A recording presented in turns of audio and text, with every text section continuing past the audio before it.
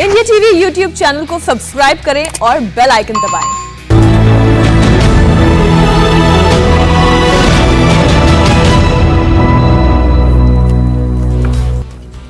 आजादी के अमृत महोत्सव में न्यू इंडिया का नारा कश्मीर भी बदल रहा है। आर्टिकल 370 मुक्त कश्मीर अब विकास की नई इबारत लिख रहा है। प्रधानमंत्री नरेंद्र मोदी ने भी आज लाल किले की प्राचीर से कश्मीर के विकास का जिक्र किया। उन्होंने कहा कि कश्मीर से लद्दाख तक अब विकास का संतुलन जमीन पर दिख रहा है। आपको पहले प्रधानमंत्री की बात सुनाते हैं और फिर न्यू इंडिया के न्यू कश्मीर की तस्वीर भी दिखाएंगे। सभी के सामर्थ्य को उचित अवसर देना, यही लोकतंत्र की असली भावना है। जम्मू हो या कश्मीर, विकास का संतुलन अब जमीन पर दिख रहा है। जम्मू कश्मीर में ही डिलिमिटेशन कमीशन का गठन हो चुका है और भविष्य में विधानसभा चुनावों के लिए भी तैयारियां चल रही है। लद्दाख भी विकास की अपनी असीम संभावनाओं की तरफ आगे बढ़ चला है। एक तरफ लद्दाख आधुनिक इंफ्रास्ट्रक्चर का निर्माण होते देख रहा है, तो वहीं दूसरी तरफ सिंधु सेंट्रल यूनिवर्सिटी लद्दाख को उच्च शिक्षा का, हायर एजुकेशन का केंद्र भी बना रही है। प्रधानमंत्री ने आज जिस बात का जिक्र किया उसी की एक तस्वीर आपको दिखाते हैं जो कश्मीर के पुलवामा से आई है। पुलवामा के त्राल में मारे गए आतंकी बुरहान वानी के पिता ने राष्ट्रीय ध्वज तिरंगा फहराया। बुरहान के पिता मुजफ्फर वानी हायर सेकेंडरी स्कूल के प्रिंसिपल हैं और उन्होंने अपने स्कूल में आज तिरंगा लहराया।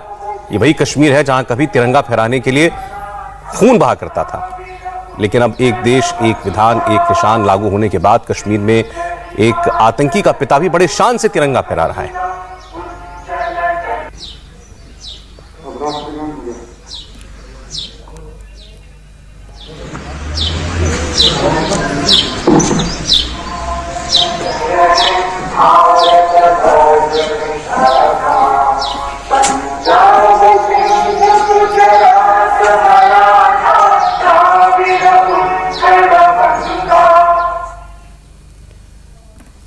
और ये तस्वीर अभी तो हमने आपको केवल एक जगह से कश्मीर में दिखाई है, लेकिन इस वक्त पूरे कश्मीर से लगभग ऐसी ही तस्वीरें आ रही हैं। जगह जगह इस वक्त तिरंगा बड़ी शान से लहरा रहा है।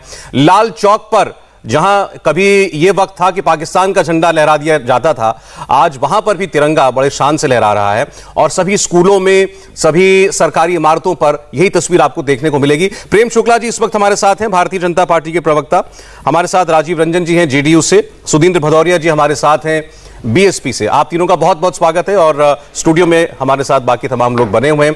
प्रेम शुक्ला जी क्या कहेंगे? पहले तो आप इस तस्वीर पर बुरहान वानी के पिता भी अपने स्कूल में तिरंगा फहरा रहे हैं। जन गण मन की आवाज कानों को साफ सुनाई दे रही है।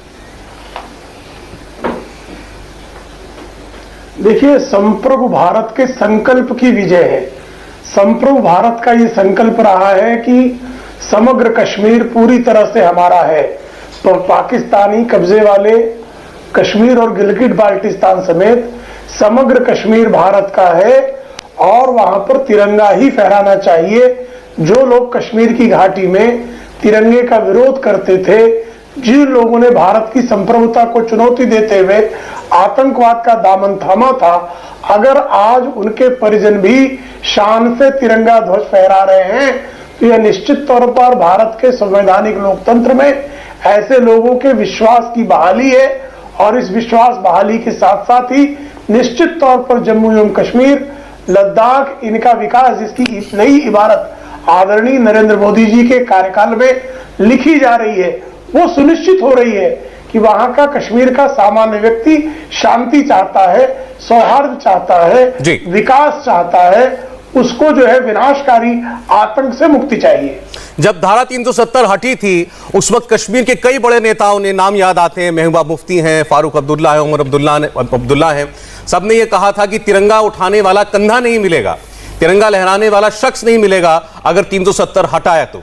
सुधींद्र भदौरिया जी, प्रधानमंत्री ने 370 हटाने को आज लाल किले से अपने भाषण में शामिल करते हुए अपनी सरकार की बड़ी उपलब्धि बताया और यह बताया कि कैसे कश्मीर भी बदल रहा है। आपको भी ऐसा लगता है?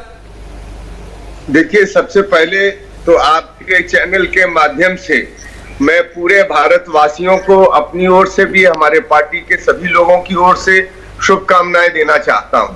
ये हमारे लिए बड़ा गौरव का दिन है कि हमने सन 1947 में देश को आजाद कराया और आज 75वां हम इस आजादी का पर्व मना रहे हैं। पर मैं ये भी कहना चाहूंगा, और मैंने शायद आपके पास और अजय जी के पास ट्वीट पर भेजा भी है, कि इसके लिए बहुत कुर्बानियां दी गई।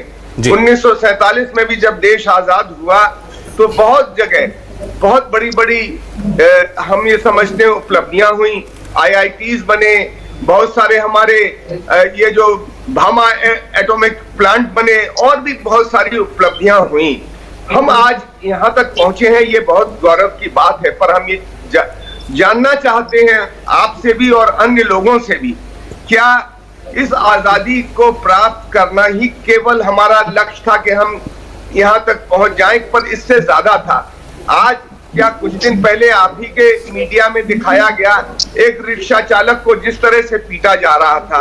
हाथरस में पिछले वर्ष जो घटनाएं घटी उस बच्ची के साथ, प्रधानमंत्री हम स्वागत करते हैं उनका ये जो लक्ष्य है किसानों को सब कुछ देना, पर क्या आज भी क्या हमारे किसान आत्महत्या नहीं कर रहे हैं?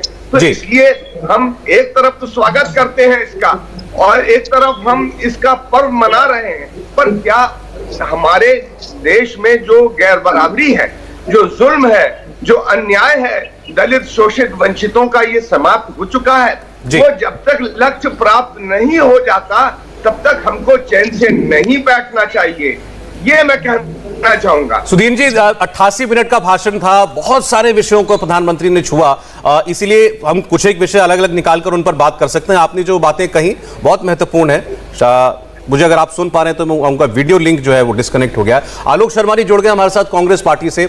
आलोक जी, स्वागत है आपका, और आपको बहुत बहुत बधाई आज स्वतंत्रता दिवस की। हम आप इस वक्त बात कर रहे थे, प्रधानमंत्री ने कश्मीर के विषय में जो कुछ कहा, प्रधानमंत्री ने उससे कहा कि ये कश्मीर का भी अब एक न्यू कश्मीर का युग शुरू हुआ है। प्रधानमंत्री ने कहा 370 हटना, और ये केवल जम्मू कश्मीर के लिए, लद्दाख के लिए सुरक्षा की दृष्टि से नहीं लेकिन विकास की दृष्टि से भी बहुत महत्वपूर्ण है। तो कैसे रिएक्ट करेंगे आप पहले इस बात पर कि वो इसको अपनी उपलब्धि बता रहे हैं? सौरभ जी, सबसे पहले तो कांग्रेस पार्टी की तरफ से तमाम देशवासियों को स्वतंत्रता दिवस की बहुत बहुत बधाई, और इंडिया टीवी के जो भी दर्शक आज देख रहे हैं सब हर्षोल्लास से आज स्वतंत्रता दिवस मनाएं, हमारी शुभकामनाएं। इसके बाद जहां तक आपने प्रश्न पूछा मोदी जी के भाषण का, मोदी जी तो एक और 88 मिनट बोल सकते हैं, लेकिन जिस तरह की शब्दावली और जिस तरह के विषयों को मोदी जी तमाम उठाकर कहीं ना कहीं इतिहास के दायरे में ज्यादा चले गए हैं। धारा 370 बार बार कह रहे हैं कि धारा 370 हट गई। मैं पूछता हूं कि धारा 370 हट गई, सौरभ जी 1 घंटे का शो है, मुझे एक कागज दिखाइएगा जिसमें लिखा हो कि अब आर्टिकल 370 इंडियन कॉन्स्टिट्यूशन का पार्ट नहीं है। जो 5 अगस्त को नोटिफिकेशन आया उसमें पहले सेंटेंस ही ये है कि धारा 370 की पावर्स को यूज करते हुए हम ये 2 चेंज कर रहे हैं। उसमें पहला 35A का था, लेकिन आज भी तमाम केस सुप्रीम कोर्ट में पेंडिंग पड़े हुए हैं, चाहे वो आर्टिकल 370 के हो हटाने के और चाहे 35A के। अगर वो दोनों हट गए तो सुप्रीम कोर्ट में केसेस क्यों पड़े हुए हैं? आपने पिन पॉइंटेड सवाल पूछा है, तो बीजेपी वालों ने कहा था कि बहू ले आएंगे वहां से जम्मू कश्मीर से और जमीन खरीद लेंगे। प्रेम शुक्ला भाई मेरे बड़े भाई हैं, मैं पूछना चाहूंगा कि 2 लोगों के नाम बता के जाइएगा जिन्होंने रजिस्ट्री कराई हो। लद्दाख और कश्मीर तो छोड़ दीजिए, अगर जम्मू में भी कोई रजिस्ट्री कराई हो तो मुझे बता दीजिएगा। केवल गुमराह करने से कुछ नहीं होगा। 2014 में 69% पोलिंग जम्मू कश्मीर में हुआ था और 2019 के लोकसभा में 6% हुआ था। तो किस कार्यकाल में जम्मू कश्मीर ज्यादा शांत था, ये देश तय कर रहा है, जम्मू कश्मीर की जनता तय कर रही है। आज 2 साल हो गए, बहुत अच्छा समय था, बहुत अच्छी शांति थी मोदी साहब। तो हम पूछना चाहते हैं कि लोकल बॉडीज के चुनाव क्यों नहीं होते वहां पर? आज तक वहां पर जो इलेक्टोरल प्रोसेस है उसका डिलिमिटेशन का आप तमका क्यों लेकर चल रहे हैं? मैं केवल ये जानना चाहता हूं कि क्या आज इन विषयों को उठाने का समय है? क्या आज आपने धारा 370 के ऊपर परिवर्तन का काम किया था? पूरा का पूरा भाषण किस तरह से डाइवर्ट किया जाए देश को, विभीषिका पर लेकर चले गए। अरे भाई 600 किसान मृत्यु को प्राप्त हो गए बॉर्डर पर देश की राजधानी के। मोदी साहब इसको भी विभीषिका दिवस मना दीजिए, क्योंकि आप लोगों को पुरानी आदत है लाशों पर करने की। विभीषिका हुई तो किसके कारण से हुई? मुस्लिम लीग का क्या रोल था? श्यामा प्रसाद, ठीक है, हम मुझे लगता है एक विषय से दूसरे पर जाएं तो पहले एक बात पूरी कर लें। मैं आपकी इस विषय पर भी आ जाऊंगा। आपने कश्मीर के बारे में बहुत सारे सवाल उठाए हैं, मैं चर्चा में लाना चाहता हूं राजीव रंजन जी को। राजीव जी कानून भी जानते हैं अच्छे से, ये पूछ रहे हैं कि बताइए अगर कानून, अगर 370 हट गया है तो अदालतों में मामले क्यों डले हुए हैं? अगर 370 से कश्मीर में सुरक्षा की दृष्टि से हालात बेहतर हो गए तो अभी भी गोलियां क्यों चल रही हैं? चुनाव क्यों नहीं हो रहे? देखिए, मुझे ऐसा लगता है कि कश्मीर को बहुत हल्के में किसी भी राजनीतिक दल को नहीं लेना चाहिए। हिंदुस्तान की आजादी के तुरंत बाद जिन स्थितियों में एक्सेशन कश्मीर का हुआ, इंस्ट्रूमेंट ऑफ एक्सेशन से लेकर जो कुछ भी हुआ है, अब इतिहास के गर्भ में बहुत सारी चीजें हैं, लेकिन राजनीतिक असहमतियां हमारी भी थी। आज एक फैसला देश ने अगर लिया है और इस फैसले के परिणाम बेहतर दिखने लगे, तो मुझे लगता है राष्ट्रहित में कई बार जो अनावश्यक कई बार विवादों को तुल देना, और वो भी आज जब प्रधानमंत्री जी ने बहुत ही महत्वपूर्ण बातें कही हैं, ये उचित अवसर नहीं है। कश्मीर में लोकतांत्रिक मूल्यों की पुनर्स्थापना, कश्मीर में जिस तरह से अभी जो हाल के दिनों में स्थानीय बीडीसी के जो चुनाव हुए और जिस तरह से आज आप देख रहे हैं झंडोत्तोलन के अवसर पर लोग वहां एकत्रित हो रहे हैं, मुझे लगता है ये दृश्य स्वागत योग्य है। और 370 को लेकर अगर इतिहास में कोई तथ्य सामने रहा हो और अब देश ने एक फैसला लिया, तो इस फैसले को हम अगर देखते हैं सही दिशा में ये फैसला जा रहा है, तो निसंदेह हम लोगों को इसका स्वागत करना चाहिए। प्रेम शुक्ला जी, अभी जो सुप्रीम कोर्ट की बात उठाई कांग्रेस के प्रवक्ता ने, आलोक जी ने, तो मैं जानना चाहता हूं भारतीय जनता पार्टी का पक्ष क्या है इस पर, क्योंकि सुप्रीम कोर्ट में यह मामला 2 साल के आसपास लंबित रहा है, अगर लेकर बार-बार चर्चाएं होती हैं। जी, अत्यंत विनम्रता से जानना चाहता हूं, मैं अत्यंत विनम्रता पूर्वक जानना चाहता हूं, 370 अनुच्छेद संशोधित नहीं हुआ तो सुप्रीम कोर्ट लोग गए क्यों हैं? आलोक जी, अगर संशोधन नहीं हुआ है अनुच्छेद 370 में, तो किस बात का विरोध कर रहे थे गुलाम नबी आजाद? किस बात का विरोध कर रहे थे राहुल गांधी? किस बात का विरोध कर रही थी कांग्रेस पार्टी? तो जब संशोधित ही नहीं हुआ तो चिंता मुक्त हो जाइए आप। छाती कूटने की आवश्यकता ही शेष नहीं बची, सर्वोच्च न्यायालय में याचिका लेकर जाने की जरूरत ही नहीं थी। इसका मतलब है अनुच्छेद 370 संशोधित हुआ है और अनुच्छेद 370 संशोधित होकर 35A को सदा सर्वदा के लिए समाप्त कर दिया गया है, ये सच्चाई है। फिर आपने कहा कि वहां भूमि तो 2 लोगों ने भूमि खरीदी है, ऐसा संसद में जानकारी दी गई है। तीसरा, वहां इन्वेस्टमेंट हो, वहां लैंड ग्रैबिंग के लिए नहीं किया गया है, बल्कि वहां के विकास के लिए अनुच्छेद 370 संशोधित किया गया है। और अनुच्छेद 370 के संशोधन के बाद 1 लाख करोड़ रुपयों का पैकेज जम्मू एवं कश्मीर को दिया जा चुका है, जो विकास योजनाएं प्रक्रिया में है। प्रक्रियागत विकास योजनाओं के नाते जम्मू एवं कश्मीर का विकास जो है निश्चित तौर पर बेहतर हुआ। वहां पर प्रेम शुक्ला जी, इसमें देखिए जो तमाम जम्मू कश्मीर की पार्टियां हैं जो विपक्ष में खड़ी हैं, उनका कहना है कि 1 लाख करोड़ के पैकेज की बात जो भारतीय जनता पार्टी की अगुवाई की सरकार करती है, ये 1 लाख करोड़ आज के किसी भी नए प्रोजेक्ट के लिए नहीं है। प्रेम शुक्ला जी, 1 लाख करोड़ की घोषणा जो की गई है, ये पहले के प्रोजेक्ट्स के लिए है। बीते 2 साल में एक भी जल कल्याणकारी प्रोजेक्ट जम्मू कश्मीर में शुरू नहीं किया गया है। क्या यह आरोप सही है, गलत है? संकल्प भी है। देखिए, वहां बहुत सारी परियोजनाएं प्रारंभ हुई है। 1 लाख करोड़ रुपयों की परियोजनाएं 2019 के बाद वहां पर पैकेज के रूप में आदरणीय प्रधानमंत्री जी ने दिया है और उसका जो है जमीनी स्तर पर क्रियान्वयन पूरी गति से हो रहा है। जी, ठीक है। क्योंकि वहां पर आपने स्वयं देखा कि ये 2019 के पहले 5 अगस्त 2019 के पहले जो लोग अहंकार भरा करते थे, दम से भरे हुए थे कि हम वहां पर तिरंगा फहराने नहीं देंगे, आज देख रहे हैं, आप ही दिखा रहे हैं कि बुरहान वानी के पिता स्वयं जो है तिरंगा ध्वज लहरा रहे हैं। ये बदलाव का संकेत नहीं है। अच्छा, प्रेम शुक्ला जी, एक ब्रेक मुझे लेना है। आलोक शर्मा आपको जवाब देना चाहते हैं, सुदीन जी से बात करेंगे हम। आपने जो बातें कही उस पर, प्रधानमंत्री के भाषण में कश्मीर का जिक्र हुआ और आलोक शर्मा ने पूछा प्रेम शुक्ला से कि क्या बदला है, उन्होंने बताया क्या बदला है, तो जवाब दे दें एक बार आलोक जी, समय कम है, फिर ब्रेक लूंगा। आलोक शर्मा जी। देखिए, मुझे लगता है कि जिस तरह के विषय आज उठाए गए हैं, आज अगर देखें आप, आतंकवाद बढ़ा है वहां पर, क्रॉस बॉर्डर फायर जो है वो सीज फायर का वायलेशन वो बढ़ा है, वहां के लोकल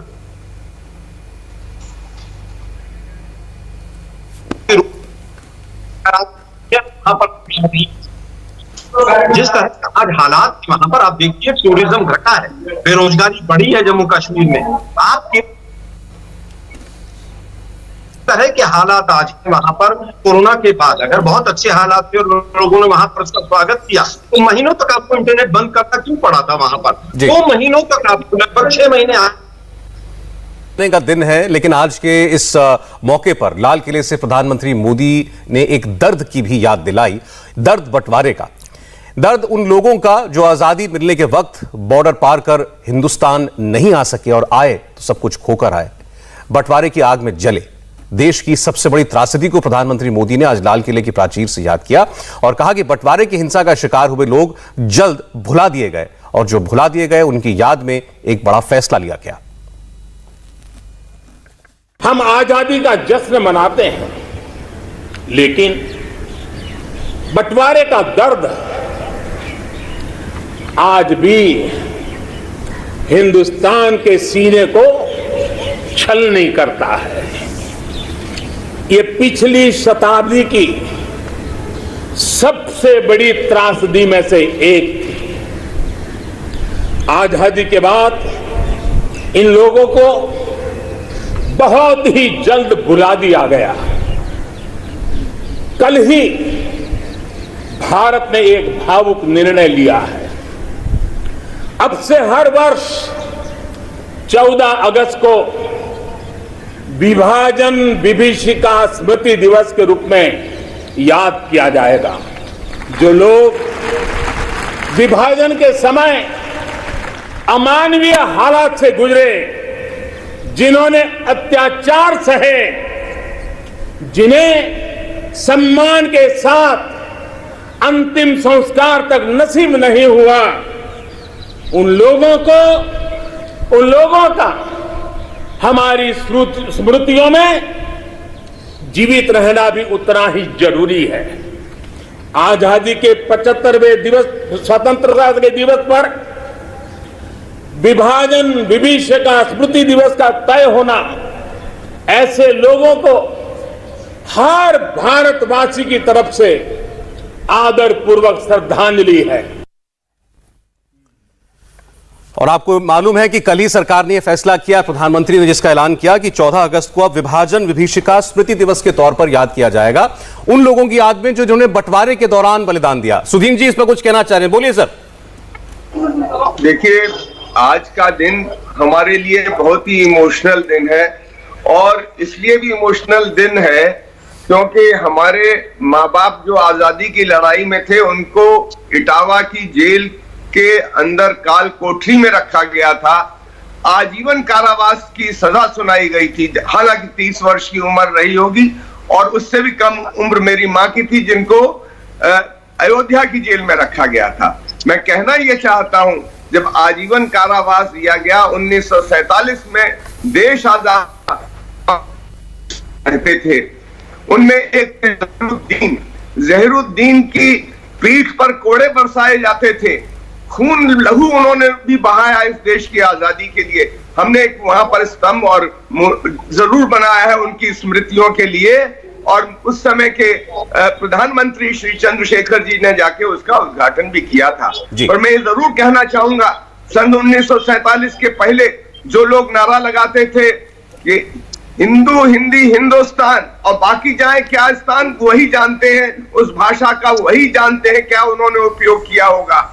मैं ये जानना चाहता हूं, वो ये मना रहे हैं, अच्छी बात है, विभाजन नहीं होना चाहिए था, पर क्या आप उसके दर्द को पूछिए जो रिक्शे वाले के, जिसकी बच्ची के सामने उसको पीटा जा रहा है, उसके दर्द को भी पूछिए। हाथरस में जो बच्ची को जला दिया गया, जिसके शव को भी उसके पिता को नहीं दिया गया।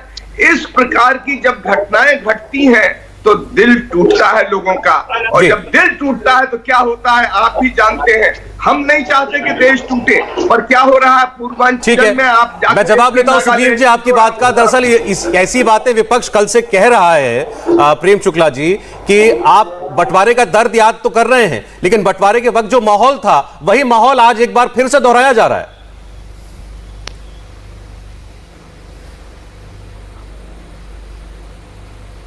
1920 से लेकर 1937 तक आपने जो मुस्लिम तुष्टीकरण की राजनीति की, उसी के गर्भ से मुस्लिम अलगाववाद जन्मा, उसी ने कालांतर में इस देश के 2 टुकड़े किए। मां भारती के टुकड़े मोहम्मद अली जिन्ना ने किए ना। मोहम्मद अली जिन्ना कांग्रेस के नेता थे ना, उनको सेकुलरिज्म का राजदूत कांग्रेस के लोग कह रहे थे ना।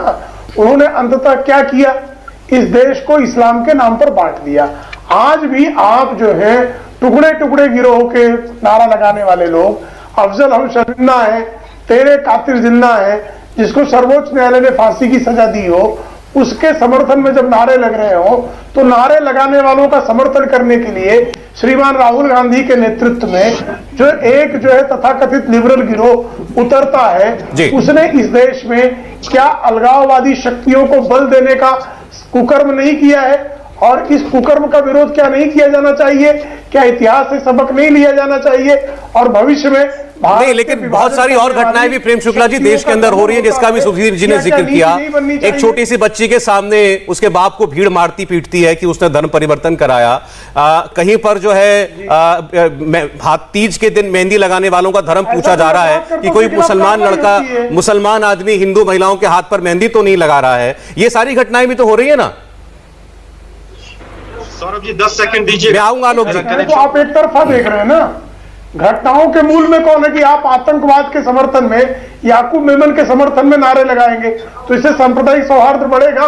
अफजल गुरु के समर्थन में नारे लगाएंगे, इससे सांप्रदायिक सौहार्द बढ़ेगा। जो कोई किसी के विरुद्ध अपराध करेगा, उस अपराधी के खिलाफ कार्रवाई हो रही है। हाथरस के मामले में जो दोषी थे उनके खिलाफ कोई ऐसा नारा लगाया था न्याय मिला कि नहीं मिला, लेकिन आप 15 लाख जो भारतीय मारे गए उनको न्याय के बारे में आप उनको आप सम्मानपूर्वक याद नहीं करते। किस तरह का आप करेंगे? 2 करोड़ लोग जिनको जो है भारत में विस्थापित होना पड़ा, विस्थापन का ठीक है पड़ा। आलोक जी मैं चाहूंगा आप मुझे जरा 1 मिनट का समय और दें, क्योंकि इस पर राजीव रंजन जी भी कुछ कहना चाह रहे हैं। उसके बाद आप समय लेके दोनों का उत्तर दे दीजिएगा। मैं आपके पास पर्याप्त समय लेके आऊंगा। राजीव रंजन जी। देखिए, मुझे ऐसा लगता है आज का जो ये अवसर है, निसंदेह कहीं ना कहीं इतिहास के उन पन्नों को भी उनका स्मरण करने का दिन है। जब हम जिन्ना की बात करते हैं तो हम ब्रिगेडियर उस्मान को कैसे भूल जाते हैं। ब्रिगेडियर उस्मान को पाकिस्तान के अलग नक्शे पर एक राष्ट्र के तौर पर उभरने के बाद उन्हें पाकिस्तानी फौज की कमान सौंपने का फैसला हुआ था, लेकिन उन्होंने हिंदुस्तान की सेवा करना उचित समझा और उनकी शहादत भी कश्मीर की हिफाजत में हुई। हम लोग हवलदार हमीद को भूल जाते हैं, निर्मलजीत सिंह शेखों को भूल जाते हैं, जिन्होंने 1971 की इतनी बड़ी लड़ाई जो उन्होंने लड़ी। हम ये फील्ड मार्शल मानेक शाह को भूल जाते हैं, हम जगदीश सिंह अरोड़ा को भूल जाते हैं। देखिए, इस देश के लिए कुर्बानियां सबने दी है और इसीलिए अब केवल 1-2 नाम के बल पर सियासत करने का कोई औचित्य नहीं है। हिंदुस्तान सबका है। जिन स्थितियों में विभाजन हुआ वो दुर्भाग्यपूर्ण था, लेकिन आप इसकी बात क्या कहेंगे? उस समय कहीं ना कहीं कांग्रेस के तत्कालीन नेताओं को ये सर्वश्रेष्ठ विकल्प दिखता था और सरदार वल्लभ भाई पटेल और पंडित नेहरू सबकी सहमति थी जी। अब जो आपके पास हिंदुस्तान है, इसमें अगर पाक ऑक्युपाइड कश्मीर को हम ले लेते हैं तो मुझे लगता है इतिहास का जो एक छल है या इतिहास का एक जो अध्याय, काला अध्याय है, कहीं ना कहीं उसका आप बस इतना बताइए राजीव जी, आप सहमत हैं प्रधानमंत्री के इस फैसले से कि बंटवारे में जिन लोगों ने अपना सब कुछ खोया उनकी याद में ये स्मृति दिवस मनाया जाए?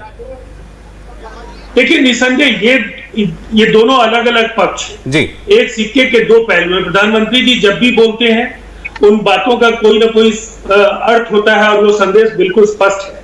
तो हमारी कुर्बानियां हैं, चाहे वो क्रांतिकारियों की कुर्बानियां हो या विस्थापन के उस यंत्रणादायक दौर में जिन लोगों ने सरहद के इस पार या उस पार अपनी जानें गंवाई, ठीक है, कहीं ना कहीं उनकी स्मृति जरूर आज भी कचोटती रहनी चाहिए। मैं जवाब देना चाहूंगा आलोक शर्मा जी से, प्रेम शुक्ला जी की बात का भी, राजीव रंजन जी की बात का भी। आलोक शर्मा। देखिए, मुझे लग रहा है सौरभ जी, आज विभीषिका को मनाने का अगर बहुत अच्छा काम था तो मोदी जी 7 वर्षों से क्या पकौड़े तल रहे थे, 7 वर्ष पहले मना लेते और अटल बिहारी वाजपेयी जी भी मनाकर चले जाते विभीषिका।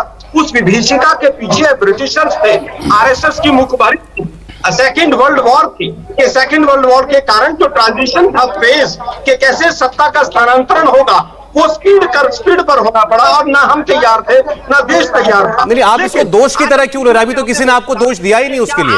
अभी तो बात केवल ये हो रही है कि उसको उस कालखंड को याद किया जाए या न किया जाए। को मनाने का एक काम जो मोदी जी ने शुरू किया है वो शायद किसी प्रधान, अब इनके पास कोई और मुद्दा नहीं है तो ये 47 पर पहुंच गए हैं। मैं श्यामा प्रसाद मुखर्जी और हिंदू महासभा मुस्लिम लीग पर जाऊंगा तो मुझे लगता है आज का वो दिन नहीं है। लेकिन देश के प्रधानमंत्री का चाल, चरित्र, चेहरा तीनों ही विभाजनकारी हैं। वो विभीषिका जो 1947 में आई, लोग उसको भूल गए, लेकिन जो विभीषिका मोदी जी के कारण देश में आई, जुलाई के महीने में ही 32 लाख लोग बेरोजगार हो गए, 6.5 करोड़ लोग देश के अंदर मोदी जी के शासनकाल में गरीबी रेखा से नीचे चले गए। ये ज्यादा बड़ी विभीषिका है मोदी साहब। अपने कार्यकाल को देख लीजिए, एक प्रेस कॉन्फ्रेंस करने की हिम्मत आपकी। आलोक जी, आपकी बात पर एक जवाब आ रहा है हर्षवर्धन त्रिपाठी, बोलिए हर्ष जी। सौरभ जी, मैं अंतिम बात कहना चाहूंगा। अच्छा, ठीक है। देखिए मोदी जी की आज अमानवीय, भावुक, बंटवारा, दर्द, विभाजन, विभीषिका, अंतिम संस्कार, ये देश के प्रधानमंत्री के शब्दावली है। मोदी ठीक है आलोक जी, हर्ष जी बोलिए, मुझे ब्रेक लेना होगा। मैं सौरभ जी, ये जो प्रधानमंत्री नरेंद्र मोदी ने कहा कि विभाजन विभीषिका स्मृति दिवस मनाएंगे, ये किसी के ऊपर आरोप की तरह तो मुझे नहीं दिखा। और इसमें 2 बातें बड़ी महत्वपूर्ण है। इसमें कोई जरा सा भी कोई संदेह नहीं है कि जिस तरह के दर्द से हम बंटवारे की स्थिति से निकले हैं उसको याद तो करना पड़ेगा। अगर जिन कमजोरियों की वजह से बंटवारा हुआ उसको याद करना पड़ेगा। दोबारा ऐसी कमजोरी उभर कर नहीं आए, समाज में विभाजन की स्थिति नहीं हो, यह भी हमें याद करना पड़ेगा। क्योंकि अगर वो सब हम याद कर पाएंगे, उस दर्द को याद कर पाएंगे, तभी हमें यह समझ में आएगा कि इस तरह की पुनरावृत्ति भारत में नहीं हो। ठीक है, प्रधानमंत्री ने आज कश्मीर का भी जिक्र किया। विपक्ष को इस पर आपत्ति है कि क्यों 14 अगस्त को आज से विभाजन विभीषिका स्मृति दिवस के तौर पर मनाया जाएगा। मैं फिर देवेंद्र के पास जा रहा हूं, जो बताएं कि इसके पीछे की सरकार की सोच क्या है। देवेंद्र। और सौरभ, कल जब प्रधानमंत्री का ट्वीट आया इस संदर्भ में, उसके बाद सरकार के बड़े सोर्स से हमने ये पूछा कि आखिर आधुनिक समय में इसकी क्या जरूरत है और किस सोच के तहत यह लागू किया गया। तब ये हमें ये बताया गया कि सरकार का ऐसा मानना है, प्रधानमंत्री मोदी का ऐसा मानना है कि आज के समय में भी देश को तोड़ने वाले तत्व मौजूद हैं। और उसके साथ जो हमें कोट दिया गया उसमें यह बताया गया कि पॉलिटिकल स्पेक्ट्रम के लोग उनके साथ कई बार खड़े नजर आते हैं, उनके साथ इको करते हैं। दूसरी तरफ पाकिस्तान जिस प्रकार की हरकतें करता है, यहाँ के लोग कुछ उसमें भी सपोर्ट करते दिखते हैं। तो उनसे सावधान रहने की जरूरत है और उस सोच को लेकर और ज्यादा चिंतन करने की जरूरत है, जिसके चलते यह तय किया गया। तो जाहिर तौर पर बहुत प्रासंगिक आधुनिक समय के हिसाब से वो मान रहे हैं। चलिए, देश की आजादी का जश्न जारी और लगातार हमारी कवरेज भी। मैं फिलहाल शुक्रिया करूंगा प्रेम शुक्ला जी का और राजीव रंजन जी का। लाल किले से भाषण के जरिए प्रधानमंत्री ने बता दिया कि उनका फोकस एरिया है गांव, गरीब, समाज का पिछड़ा तबका। हर फ्रंट पर मोदी का विरोध करने वाले क्या इस मुद्दे पर प्रधानमंत्री का साथ देंगे? ब्रेक के बाद हमारे साथ कुछ और पॉलिटिकल मेहमान जुड़ेंगे। बात होगी एक छोटे से ब्रेक के बाद।